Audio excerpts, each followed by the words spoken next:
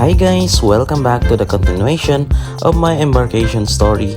So, pangatlong araw na namin ngayon sa hotel and today ay susunduin kami ng agent para sumampa na sa barko.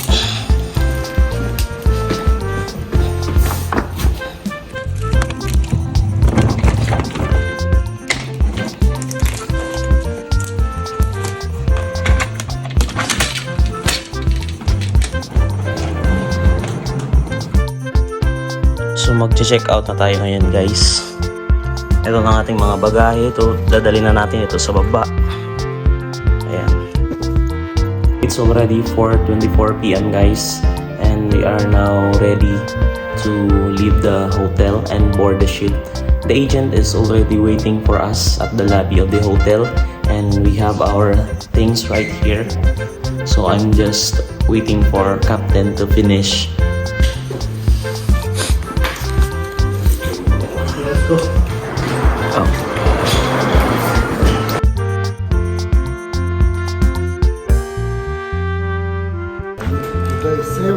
Yes, 7 already.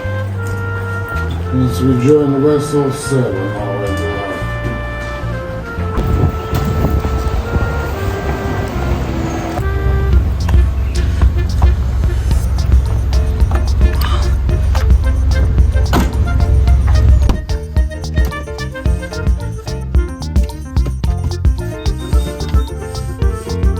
After makapag-check out sa hotel ay kaagad kaming dinala ng agent sa isang police station for inspection. At after noon ay tuloy-tuloy na kami sa aming biyahe papunta sa aming destinasyon.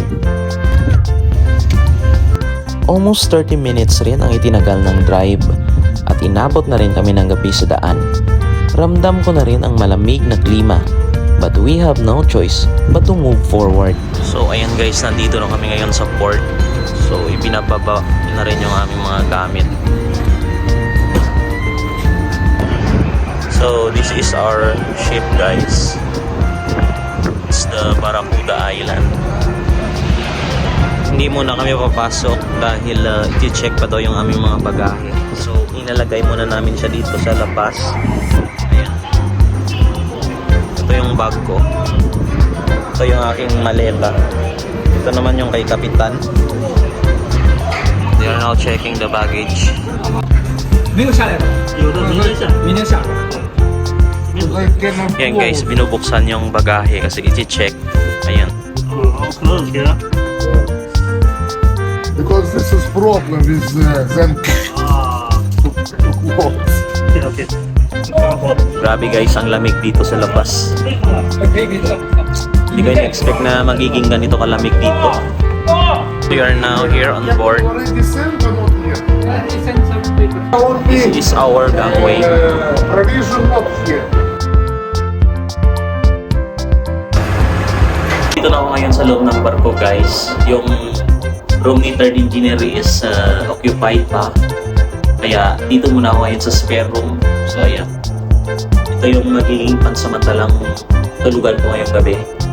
And maybe tomorrow is mag-handover na kami at aalis na rin si third. Kaya ako na yung papalit sa room niya. Meron namang siyang comfort room dito. Saka shower room, all in one. So katamtaman lang din yung laki ng room. Immersion suit at saka life jacket. Ayan. So dito ako matutulog ngayon. Lagay muna natin yung mga gamit dito. Ayan. Saka yung aking mga uniforms. Ayan. Thanks for watching guys. Ayan. Continue to support my channel and I'm going to upload more videos in the future while I am still here at the vessel. And maraming salamat. Just don't forget to subscribe and like my videos. Thank you.